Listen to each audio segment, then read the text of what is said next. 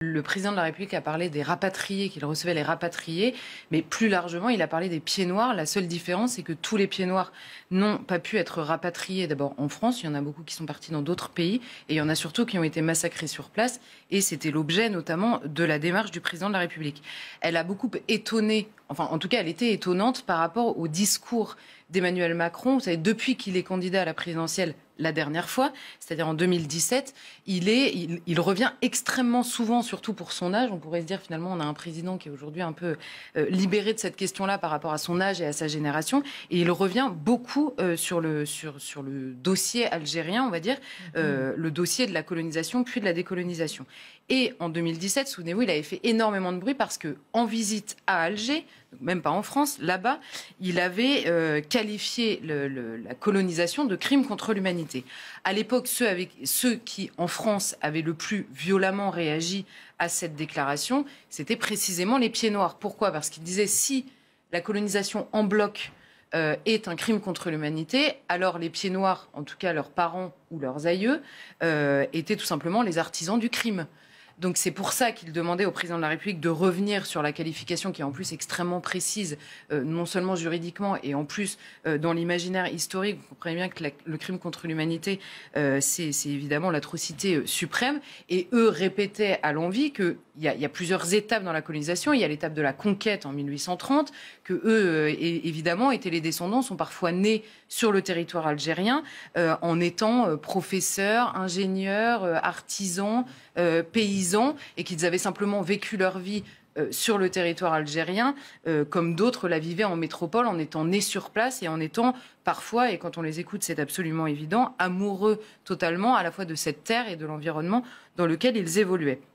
Donc 5 ans plus tard arrive une autre campagne présidentielle, celle qui nous occupe aujourd'hui, et là le président de la République reçoit les pieds noirs en leur disant qu'il veut faire un geste envers eux, en tout cas un geste dans la parole, et reconnaître la souffrance qui a été la leur, notamment au moment de la décolonisation et le départ des pieds noirs qui a été extrêmement rapide, pas du tout volontaire, et l'accueil des pieds noirs en France qui a été parfois absolument atroce. Alors il y a un point noir dans ce différentiel, c'est que le Cercle algérianiste, qui est la plus grosse association aujourd'hui qui regroupe près de 8000 membres pieds noirs en France, a refusé de se rendre à l'Élysée aujourd'hui. Donc, il n'était pas présent. Alors, il y en a d'autres qui ont accepté d'être là et qui ont à la fois témoigné et écouté le président de la République. Eux ont refusé de le faire en disant il faut choisir.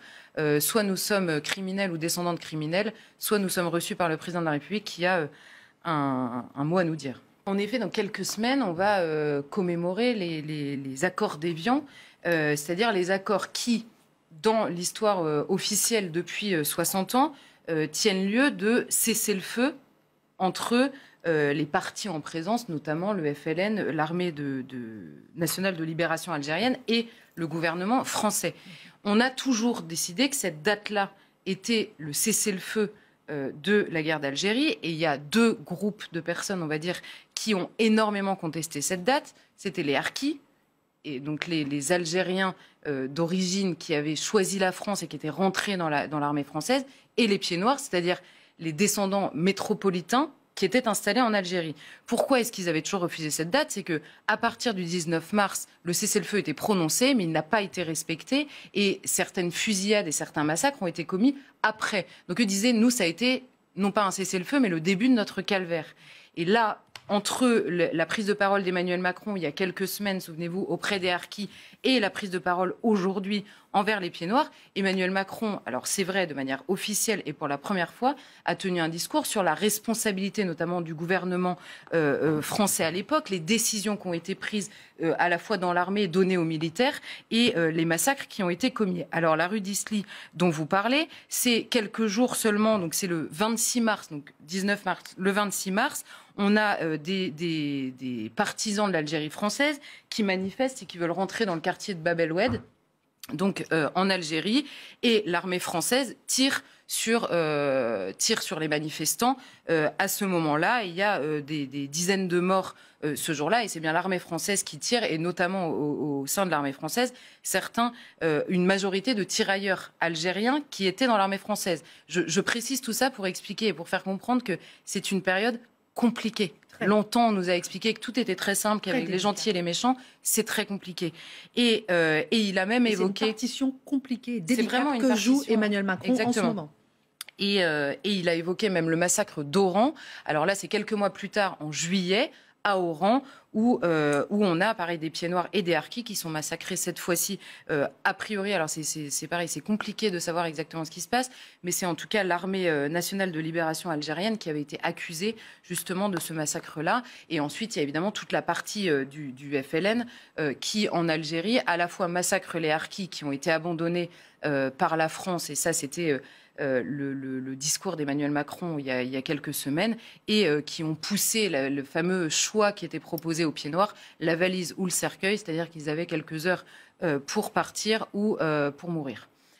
Donc en effet, Emmanuel Macron s'est beaucoup attardé à la fois sur le calvaire des pieds noirs en Algérie, mais également plutôt le calvaire des pieds noirs qui sont arrivés en France et qui ont été extrêmement mal accueillis, et c'est peu de le dire, avec parfois même des affiches. On se souvient de la fameuse banderole à Marseille où il débarquait, où il y avait marqué « Rentrez chez vous », comme s'ils avaient le choix de le faire par ailleurs, et sans comprendre, en ayant l'air de ne pas comprendre que par ailleurs la métropole est leur terre d'origine aussi. Et en plus, il y avait une incompréhension énorme parce que les pieds noirs se disaient finalement l'Algérie, c'est toute notre vie, on est né ici et on est en France. Et il y avait en métropole, à l'inverse, une volonté de donner son indépendance à l'Algérie, donc une énorme incompréhension entre les métropolitains et les pieds noirs à cette époque-là. Donc il s'est beaucoup attardé là-dessus. L'absence, donc elle s'est justifiée pour eux sur cette phrase, donc la colonisation est un crime contre l'humanité, qu'ils ne pardonnent pas Emmanuel Macron et sur lequel ils lui ont demandé de revenir dessus en disant on veut bien être reçu par le président de la République, mais on ne veut pas être reçu si cette phrase n'est pas préalablement retirée.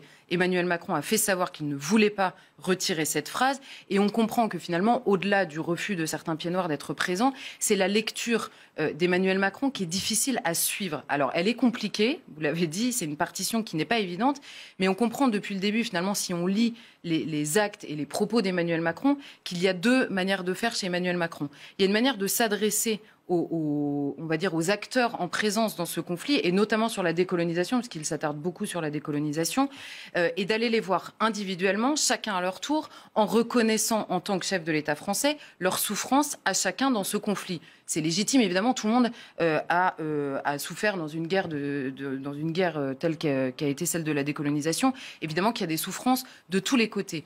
Le fil rouge, simplement, c'est qu'au-delà des souffrances individuelles, il y a la question d'abord de la responsabilité de la France. Le fil rouge d'Emmanuel Macron, c'est qu'à chaque fois qu'il prend la parole, même en reconnaissant la souffrance de quelqu'un, la responsabilité est la seule, en tout cas qu'il formule, c'est celle de la France.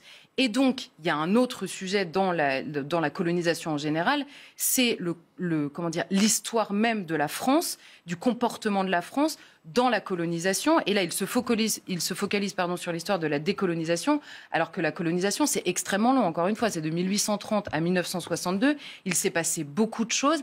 Et en fait, quand on comprend quel est l'enjeu de parler aujourd'hui de la colonisation algérienne, on comprend qu'il y a deux enjeux, trois. Allez, il y a une question historique. Il est président de la République, il n'est pas historien, donc ce n'est pas la question qui le regarde le plus, on va dire.